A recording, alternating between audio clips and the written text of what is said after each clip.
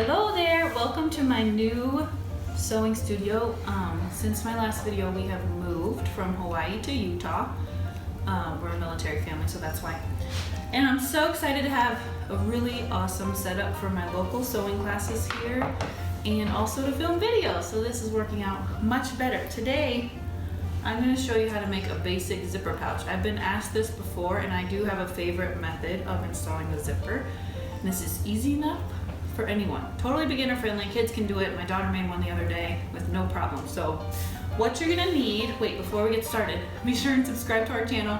Hit the subscribe button and make sure you leave any comments with more ideas for more videos. We try to keep it beginner friendly mostly because I teach kids. So we try to make things kid friendly, but I'm willing to do more complicated things too. So if there's anything that you want to learn, just make sure you ask in the comments. So let's get going.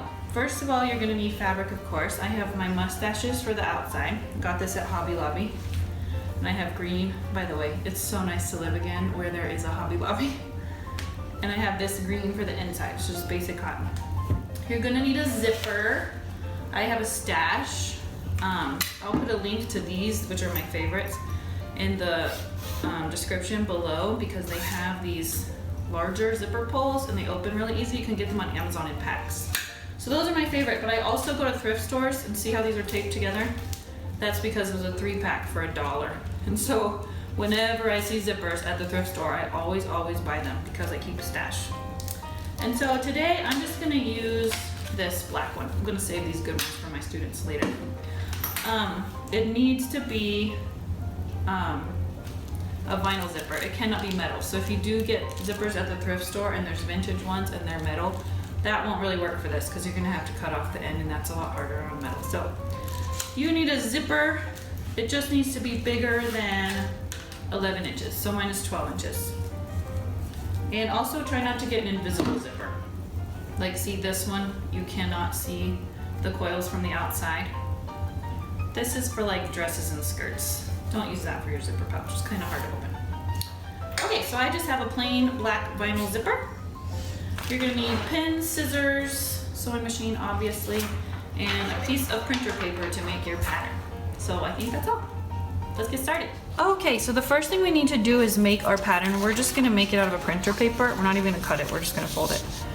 So printer paper, as you know, is 8.5 by 11. So we're gonna fold it up 1.5 inches to make it 7 wide. I'm just using the marks here on my ruler. I mean on my mat. So now it's 7, and then we're gonna fold it 1 inch in this way, so it's 10 instead of 11.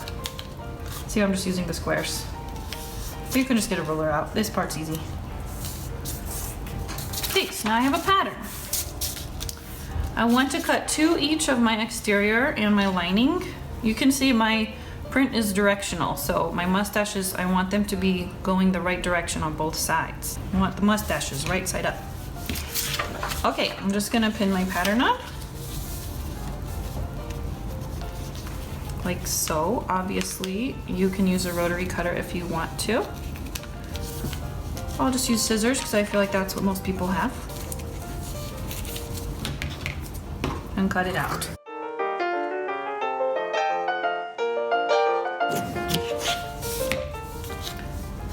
Okay, unpin this one.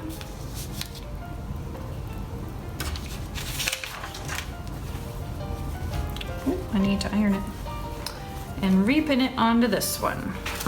This time, I'll get my rotary cutter. I'm not even gonna pin it.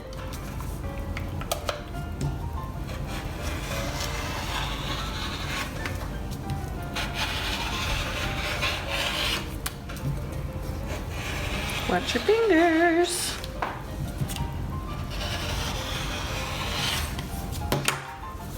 All right, attempt that at home only if you're not gonna sue me for liability if you cut yourself. Ha ha. Okay, so now I have 2 exteriors and 2 lining pieces.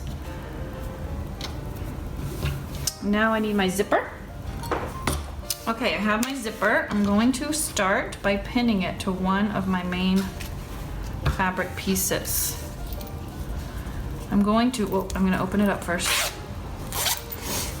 I'm going to put it upside down, and I'm going to start it so that the zipper stop is about 1/2 inch away from the edge of my fabric. That's this gold part. So you can pin it, or you can use these Wonder Clips. I'll put a link to these down there too in the description, because they are really handy, especially for kids who get tired of stabbing themselves. Okay, so what we're gonna do, we're gonna put the zipper foot onto our sewing machine. All machines come with one. And we're gonna baste this on, that means with a long stitch, because we're gonna go over this whole thing again with our lining piece. So we're gonna baste it on about this, right down the center of our black zipper. Okay, so I have my zipper foot on my machine here. I'm using a long stitch length, and I'm just going to keep my zipper, I think, on the outside edge of my foot to make sure I know where I'm going. Start over here. Speed it up a little. Take my pins and clips out as I go.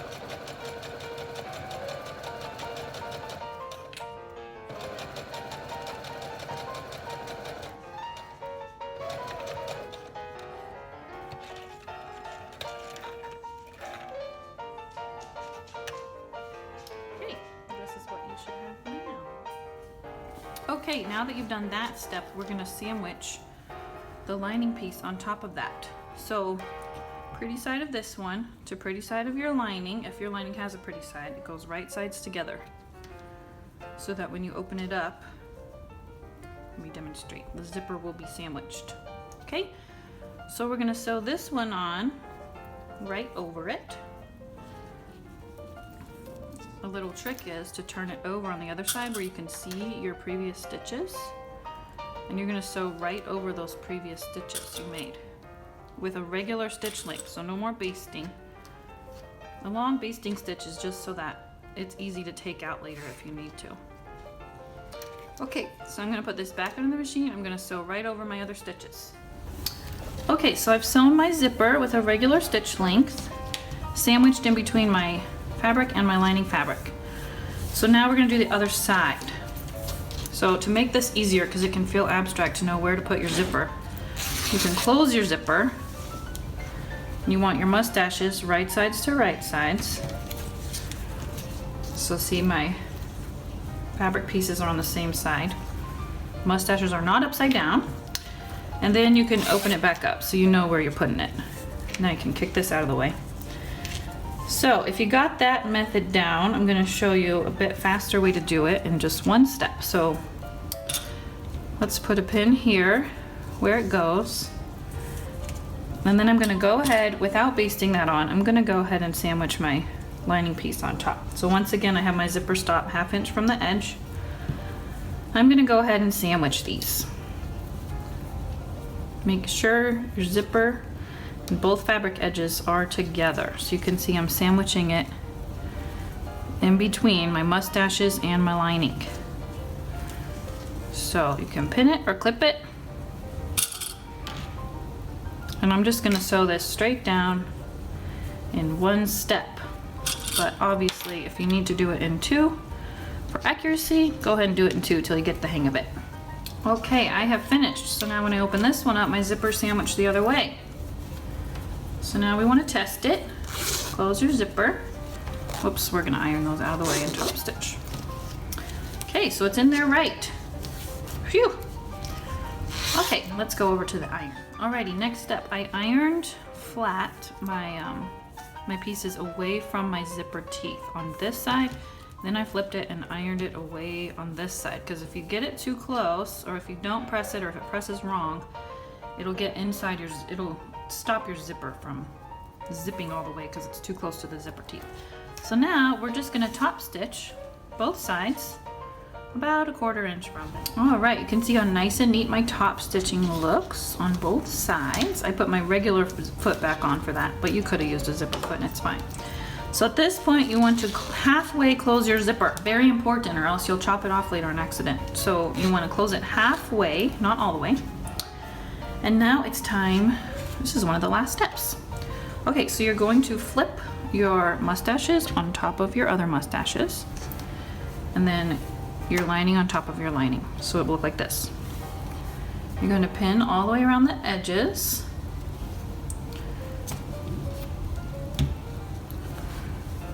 Make sure your corners are together. And then on this end, we want to leave a hole for turning it. When I want to leave a hole, I always put 2 pins in the spot where I'm going to stop sewing so I don't sew my hole closed. I have to unsew. So you're going to back stitch, go around all the way and back stitch again. When you get to these edges with the zippers, see how it already kind of lays flat? You're just going to sew right over them very slowly. If you stick to your 1/2 inch seam allowance, make sure your needle doesn't hit these metal zipper stops.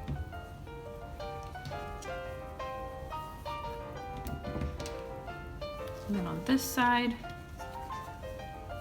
you just want to kind of, since the teeth are facing the mustaches on the other side, I'm going to turn them to face the mustaches on this side.